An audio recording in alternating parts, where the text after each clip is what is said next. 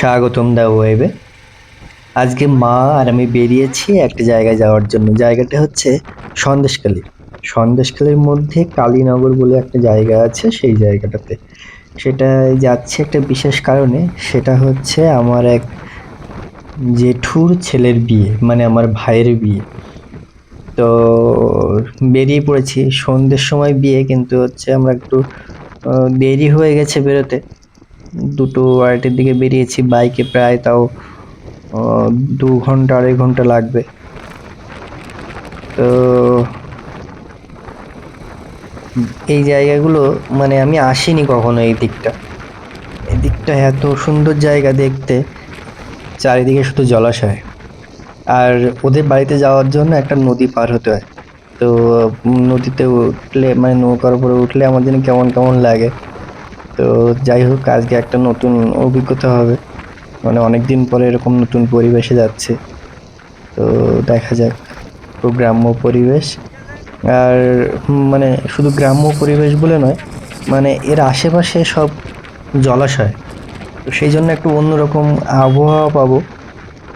তো মাকে বললাম যে চলো যাই, 2 দিন কাজ বন্ধ হবে, গিয়ে ঘুরে আসি, তারপরে বিয়ে বলে কথা। আর এখানে কেমন বিয়ে হয় সেটাও দেখা হয়ে যাবে। তো সেই জন্য বেরিয়ে পড়লাম মা আর আমি। আর কারোর সময় হয়নি, ভাইয়ের অফিস ছিল, তো বাবাও আসতে পারেনি। তো সেই জন্য আমরা দুজন মিলে চলে এসেছি। এই হচ্ছে ন্যাজাট বাজার। এখানে বাসও আসে, কিন্তু হচ্ছে আমরা ভাবলাম যে আবার বাসে যাব, তারপরে অনেকগুলো গাড়ি চেঞ্জ করতে হবে। তো ভাবলাম বাইক নিয়েই চলে যাই, সেই জন্য বাইক নিয়ে চলে এসেছি। এখন এই ফেরিঘাটে ঢুকছি। তারপরে আমার নিজের কাছে ভয় হচ্ছিল, বাইক নিয়ে নৌকার উপরে উঠবো, যদি নৌকা ডুবে যায় তখন আমার বাইকটার কি হবে। এরকম মনের মধ্যে অনেক কিছু হচ্ছিল। একদিক থেকে ভালো, মানে এখানে ফেরিঘাটে বেশি টাকা নেয় না। বাইকের জন্য 4 টাকা, আর মানুষ দুজনের জন্য 2 টাকা করে, মানে 8 টাকা করে নেয়। তো এদিক থেকে খুবই ভালো, মানে খুব কম খরচে মানুষ যাওয়া আসা করতে পারে, যেটা মনে হলো আমার কাছে।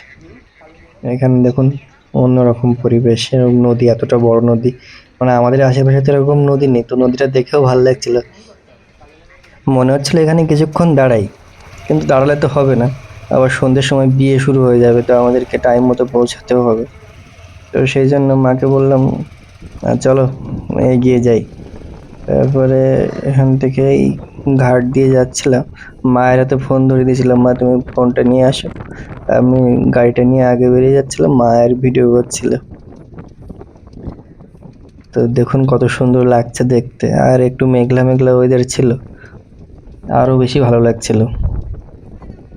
আমি তো শুধু ভাবছি যে নৌকায় ওঠার পরে যেন জোরে জোরে ঢেউ না হয়, তাহলে তো হার্টবিট পুরো বেড়ে যাবে।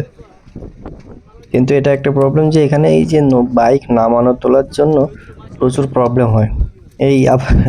হ্যাঁ, এটাও তো বলতে ভুলে গেছিলাম যে এখানে বাইক নামিয়ে দেওয়া তুলে দেওয়ার জন্য এক্সট্রা যারা ধরে দেয়, তাদেরকে আবার 10 টাকা করে দিতে হয়। এই যে নৌকায় উঠে গেলাম, এখান থেকে এই নৌকাগুলো ছাড়বে। আর এখানে আবার আলাদা ফ্যাসিলিটি আছে, যেগুলো স্পেশাল নৌকা বলে এক নৌকা আছে, যেখানে মানে এটা ফেরিঘাটের নৌকা, যেটা টাকা দিয়ে আসলাম। আর এক্সট্রা আরো নৌকা আছে যেটা আসলো, তো ওগুলোতে আবার গেলে সঙ্গে সঙ্গে ছেড়ে দেবে। তো ওটাতে গেলে আরো এক্সট্রা 2 টাকা করে লাগবে। কিন্তু 2 টাকার বিষয়টা না, বিষয়টা হচ্ছে আমি গাড়ি এখানে তুলে দিয়েছি, আবার ওই নৌকায় তোলাটাও প্রবলেম। সেই জন্য আমাদেরকে ওয়েট করতে হলো, তার মধ্যে আরেকটা নৌকা বেরিয়ে গেছে। তা ভাবলাম গেছে গেছে, একটু টাইম নিচ্ছি, দেখতেও ভালো লাগছে পরিবেশটা। ততক্ষণে দেখতে দেখতে আমাদের নৌকাও ছেড়ে দিয়েছে। এত সুন্দর পরিবেশ লাগছিল, মনে হচ্ছিল সত্যি এখানে থেকে যাই, কিন্তু ওই আর কি, যেতেই হবে। তারপর এখান থেকে মানে গাড়িকে আবার তুলতে হবে, সেটাও টেনশন ছিল যে নৌকা থেকে আবার কি করে টেনে তুলবো। তারপরে দেখলাম যে নৌকায় যারা আছে, মানে ফেরিঘাটে যারা আছে, তারা আবার নিজেরাই টেনে টেনে তুলে নিচ্ছে। তো ওরা তুলে নিল, নিয়ে তারপর ওদেরকে আবার সেই 10 টাকা দিতে হলো। মানে ওখান থেকে নামিয়ে দিয়েছিল, কিন্তু ওরা টাকা নেয়নি, মানে ওদেরই তো লোক সব জায়গায়। তো এখান থেকে যখন তুলে দিচ্ছিলাম তখন ওরা 10 টাকা করে নিল। তার মধ্যে হলো আর এক কাণ্ড, মানে আমি এখানে এসেছি বহু বছর আগে, মানে একবার এসেছিলাম। তো আমি পুরো জায়গা ভুলে গেছি, মানে কোথায় বাড়ি, ওই জায়গাটার প্রপার নামটা ভুলে গেছি, কোন ধার দিয়ে যেতে হয় সেটাও ভুলে গেছি। তো আমি ভেবেছিলাম যে এখানে এসে ওদের কাউকে ফোন করে নেব, ফোন করে অ্যাড্রেসটা জেনে নেব। আমি এই পর্যন্ত ঠিকঠাক চিনি। তো সেই অবধি চলে এসেছি। তারপরে নৌকায় উঠে ওদেরকে ফোন করলাম অনেকবার, কিন্তু ওরা ফোন রিসিভ করছে না। আমি তো ভাবলাম যা, এই তো এত দূর এসে এবার যদি ফোন রিসিভ না করে কি করে যাব ওদের বাড়িতে। তারপর অনেকক্ষণ এদিক ওদিক ফোন করলাম, ফোন করে কোনো কিছু পেলাম না। তারপরে আবার বাবাকে ফোন করলাম। বাবাকে ফোন করলে বাবা আবার কিছুটা অ্যাড্রেস দিয়ে দিল। তারপরে বাবা ওদেরকে ফোন করলো যে ওরা পৌঁছে গেছে ঘাট পর্যন্ত, তোরা একটু কন্ট্যাক্ট করে নে। তো বাবা কথা বলে তারপরে আমাদেরকে আবার জানায়, তারপরে অ্যাড্রেস বলে দেয়। তারপরে আমরা আবার এখান থেকে চলে যাই সেখানে। এই হচ্ছে বর, মানে যার বিয়ে হবে। তো একদম পুরো গ্রাম্য পরিবেশ। এখান থেকে আমরা যাব, মানে আমরা এসেই মানে ০.৫ ঘন্টার মতো টাইম পেয়েছিলাম বসার মতো, এদিক ওদিক করতে করতে ০.৫ ঘন্টা কেটে যায়। তারপরে বিয়েতে বেরোনো যাওয়ার জন্য টাইম হয়ে যায়। তো এখান থেকে যেখানে বিয়ে হবে খুব একটা দূরে নয়, মানে ওই ২ কিলোমিটার থেকে ৩ কিলোমিটার হবে এরকম ডিস্টেন্স। তো সবাই হচ্ছে এখান থেকে কেউ টোটোয় যাবে, কেউ বাইকে যাবে, আর একটা গাড়ি আছে বরের জন্য, যে গাড়িটা আছে ওই গাড়িটা এসছে। তো ওই গাড়িতে বর চলে যাবে। তারপরে ভাবলাম যে গাড়িতে আর কি যাব, মাকে বললাম মা চলো তুমি আমরা বাইকেই চলে যাই। তো মা আর আমি বাইকে চলে এসেছি। এই দেখুন আমরা পৌঁছে গেছি। ওরা সামনে বরের গাড়িতে চলে আসলো, আমরা বাইকে চলে আসলাম। তারপরে এখনো অনেকে আসেনি, মানে ওরা এখনো সব গোছাচ্ছে। তা আমাদের তো গোছানোই ছিল। তো আমি শুধু জামাটা চেঞ্জ করলাম, চেঞ্জ করে মাকে বললাম চলো বেরিয়ে যাই, এখানে বসে কি করবো, যার জন্য এসেছি সেখানে গিয়ে দেখি বিয়েটা কেমন হয়। তারপরে এখানে এসে ওই মেয়ের বাড়ির লোক যে বরকে বরণ করবে সেরকম প্রস্তুতি নিচ্ছে অনেক ভাবে। এখন বিভিন্ন কিছু করছে, তো সেগুলো দেখছিলাম। এমনিতে মানে ছেলের বাড়ির থেকে, মানে বরের বাড়ির থেকে আরো তেমন কেউ আসেনি, মানে ওরা আসবে পরে গুছিয়ে, কারণ গোধূলি লগ্নে বিয়ে, তো সেই সময় সবাই এখনো রেডি হয়ে পারেনি। আমরা চলে এসেছি, ঘরের ভিতরে ঢুকলাম, বরের যত কাজ কর্ম সব শেষ করে নিলাম। আমরা ভিতরে গিয়ে একটু বসলাম, কিন্তু ভিতরে প্রচন্ড গরম লাগছিল। ওয়েদার বৃষ্টি হয়ে যায়, কিন্তু গরম লাগছিল প্রচন্ড। কিছুক্ষণ বসার পরে তারপরে আমার মনে হলো যে যাক বেরিয়ে যাই। তো মা বললো একটু বস তারপরে যাবি, তো সেই জন্য দেখুন বসে আছি, মা ওখানে বসে আছে বরের পাশে, আমি পিছন দিকে বসে। তারপরে বরকে হাওয়া করছে তার পরিচিত লোকজনগুলো, ফটোশ্যুট শুরু হচ্ছে। এই ফাঁকা টাইমে ক্যামেরাম্যান বললো যে ওকে একটু ফটোশ্যুট করে নি, বিভিন্ন রকম পোজে ফটো নিচ্ছিল। তো এগুলো দেখছিলাম, কিন্তু দেখতে দেখতে প্রচণ্ড গরম লেগে গেল। আমি বললাম থাক, এরা একজন ওটা শ্যুট করুক, আমি বাইরে বেরিয়ে আসলাম। বাইরে বেরিয়ে এসে দেখি ফুচকা নিয়ে চলে এসছে বিয়ে বাড়িতে, যে বিয়ে বাড়িতে ফুচকা খাওয়াবে, সেই ফুচকা নিয়ে চলে এসছে। এসব দেখতে দেখতে মোটামুটি সময় চলে গেল, ততক্ষণে ওরা সবাই চলে এসছে, সবাই লাইন দিয়ে পরপর ঢুকছে। তারপরে দেখলাম যে সবাই ফুচকার দিকেও ভিড় জমে গেছে, আর এদিকে বিয়েও শুরু হয়ে গেছে, মানে খাওয়া দাওয়া বিয়ে সব একসাথেই চলছে। মোটামুটি এদিক ঘোরাঘুরি করার পরে তারপরে মনে হলো না খেয়ে নিই, এবার অনেকটা রাত হয়েছে, খেয়ে দিয়ে তারপরে আবার চলে এসছে বাড়িতে। মানে ওখান থেকে তো অল্প একটু পথ, তো ওখানে এসে রেস্ট ফেস্ট নিয়ে তারপরে একটা ঘেরের বাসায়, মানে যেখানে মাছ ফাছ ধরে তাদের একটা বাসা আছে, সেখানে ভালো হাওয়া দেয়। তো আমাকে বললো যে চল এখানে যাই, তাই এখানে চলে এসেছি। দাদা ঘুমিয়ে পড়েছে, যার বিয়ে হচ্ছে তার নিজের দাদা, তো সে আর আমি এখানে চলে এসেছি। এইখানেও এসে দারুণ অভিজ্ঞতা হলো, মানে নতুন নতুন, খুব ভাল লাগছিল জায়গাগুলো, মানে দারুণ হাওয়া। দেখুন এর ভিতরে কি পরিবেশ, মানে এখানে খাওয়া দাওয়া থাকার সব ব্যবস্থা আছে। ঘুমিয়ে পড়েছে ওর মধ্যে মশারি টাঙিয়ে।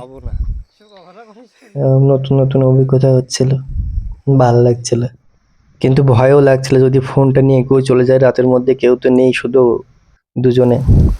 এর পরের দিন সকালবেলা দেখুন কত সুন্দর পরিবেশ, আমরা যেখানে ঘুমিয়েছিলাম তার সামনে। অন্ধকারে তো অতটা বোঝা যায়নি। তারপরে সকালবেলা উঠে দেখি বৃষ্টি, বৃষ্টিটা হতেই যেন এর সৌন্দর্য আরো বেড়ে গেল। মানে কি ভালো লাগছিল, কি করে বোঝাবো। যারা দেখেছে এরকম পরিবেশ তারা সত্যি মানে তারাই ফিল করতে পারবে এখানে কেমন লাগছিল। তো আমি বসে বসে দেখছিলাম, তো পাশে দাদা ঘুমোচ্ছিল, সে ততক্ষণে ওঠেনি। তো আমি এরকম মানে এই পরিবেশগুলো খুব ভাল লাগছিল। কত সুন্দর তাই না, রাস্তাঘাট, পুকুর। এখানে হচ্ছে সকালবেলা ওই ওরা আটন পেতে রেখে গেছে, তো ওই যে মাছ ধরবে এখানে এসে, তো ওখানে একজন চলে এসছে, ওই এসে মাছ ধরতে যাচ্ছে। দেখুন ওই হাতে একটা কি যেন একটা বলে ওটাকে, ভুলে গেছি আমি, তখন বলছিল, তো ওটা নিয়ে যাচ্ছে। দেখুন কত দূর চলে গেছে, ওই বৃষ্টির মধ্যে হাঁটতে হাঁটতে চলে গেছে, মানে বৃষ্টিতে ভিজছে। আর আমাদের একটুখানি বৃষ্টি লাগলেই সর্দি কাশি জ্বর কার কি না হয়ে যায়। দেখুন এই যে আটন, এটা পাতা ছিল, ওর মধ্যে হচ্ছে চিংড়ি মাছ আছে, যে আমরা বাগদা চিংড়ি কিনে খাই না, সেই বাগদা চিংড়ি দেখুন এখানে পড়েছে, ওর মধ্যে ও লাফাচ্ছে। এরকম ভাবে ওর মধ্যে এরকম ঢালছে, সব ওর মধ্যে পড়ে গেল। বাহ, এইগুলো দেখছিলাম সকালবেলা উঠে, মানে সত্যি অন্যরকম লাগছিল, মনে হচ্ছিল অন্য কোনো জগতে চলে এসেছি।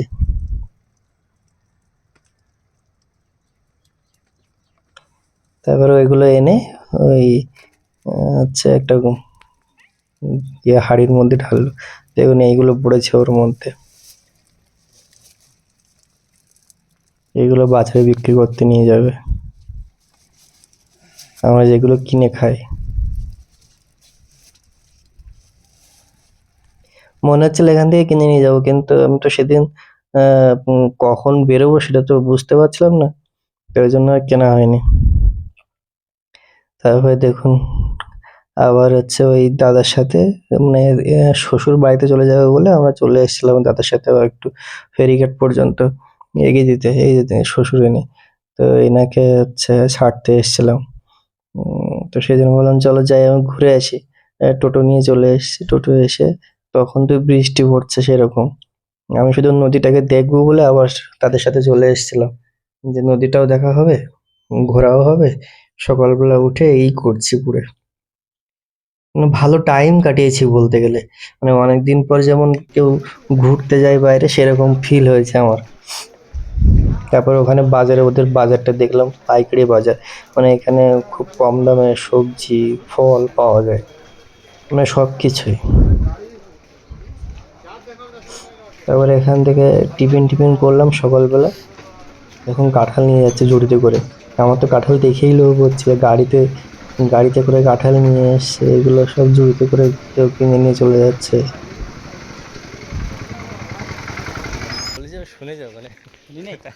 তারপর বাজার ঘোরাঘুরি করার পরে তারপরে মনে হলো যা অনেক ঘুরে নিয়েছি, এবার বাড়িতে যাই। তারপর এখান থেকে আবার টিকিট টিকিট কেটে হাঁটতে হাঁটতে এগোলাম, কিন্তু টিপ টিপ করে বৃষ্টি পড়ছিল। তো বৃষ্টির মধ্যে আমরা হাঁটতে হাঁটতে এই চলে এসেছি, তাও তারপরে মাঝে মাঝে বৃষ্টি কমে যাচ্ছে, বৃষ্টি পড়ছে, এরকম অবস্থা। তারপরে নৌকার উপরে উঠে গেছি, আজকে একটু ঢেউ কম আছে, মানে কালকে যখন যাচ্ছিলাম তখন একটু ঢেউ বেশি ছিল, তখন তো বেশি, মানে আমার মনের মধ্যে কেমন কেমন লাগছে শুধু ওই বাইকটার জন্য।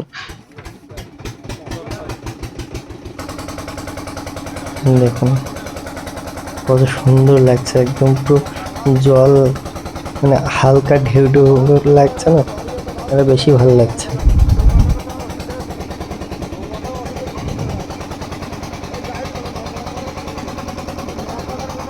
খুব সুন্দর লাগছে।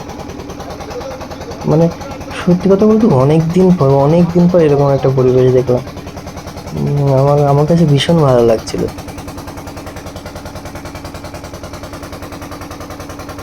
তোমরা কে কে এরকম পরিবেশ দেখেছো আমাকে একটু কমেন্ট করে জানাবে।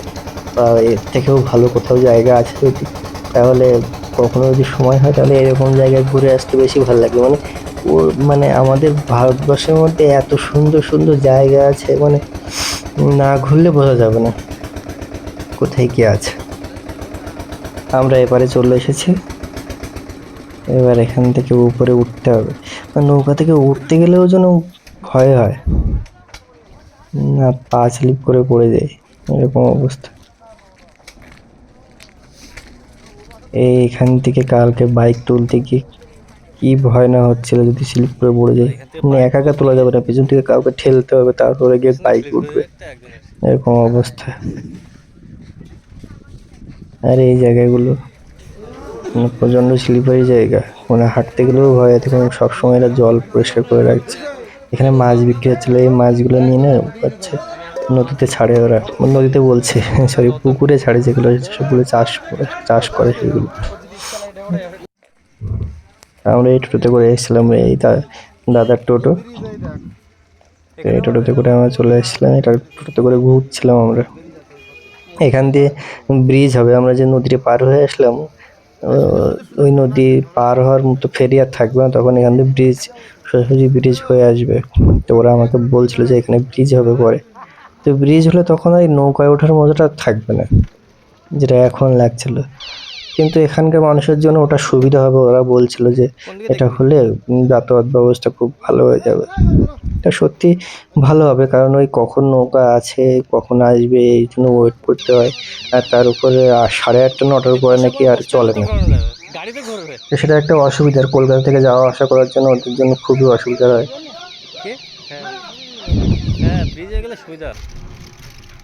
টোটোতেও ঘুরতে ভালো লাগছিল, মানে অন্যরকম পরিবেশ দেখছিলাম।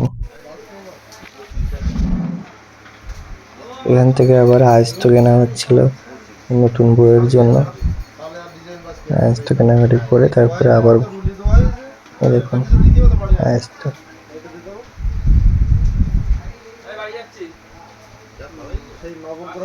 এগুলোকে আবার ভুসি মেজে পরিষ্কার করে দিচ্ছিল। এরকম আস্ত কেনার পরে তারপরে বর বউ আবার বাড়িতে আসবে, তো সেই জন্য আমার ডিরেক্ট টোটো নিয়ে মেয়ের বাড়ি চলে গেলাম। ওখান থেকে বর বউকে এরকম গাড়িতে সাজিয়ে, এই যে ফুলগুলো না আমি সাজিয়েছি, আর যে ড্রাইভার ছিল সে, দুজনে মিলে সাজিয়েছে। এই গাড়িতে করে আবার ওরা ফিরে যাবে।